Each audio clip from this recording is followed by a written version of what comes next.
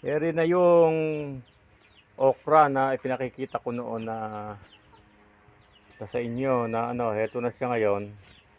Oh, na-harvest na. Bali, ano to, pang-unang harvest lang. Ayan. Aabutin po siya ng 1, 2, 3, 5, 6, mga 8. Mga 8 ano, mga 8 kilo. Dito sa amin, bilang. Ang isang ganito ay 100 pieces. Yan po yung paraan ng pagre-repack. Tapos, mayroon pang plastic na malaki. Ilalagay naman siya. 10 laman. Ito na siya. Maraming mahinang dumami ang bunga.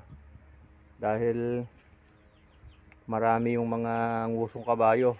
Yun ang tawag dito sa amin. Yung mga lumilipad na naninipsip ng sustansya ng okra. Sobra kasi init. Kaya mahina siyang dumami. Sa presyo naman, okay naman. Medyo hindi naman siya masyadong mataas pero hindi naman siya mababa. Nasa kasarapan lang ang presyo. Ayan, yan po nagre-repack na yan. Yan po ang misis ko.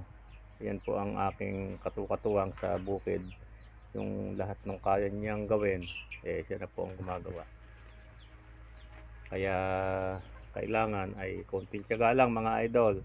At kahit papano ay meron din. Mga hindi magtatagal, mga ilang pitas, dadami na po ito.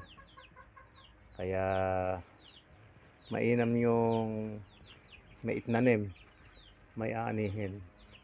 Yan po yung misis ko. Ayan, ayan po. Okay, thank you for watching.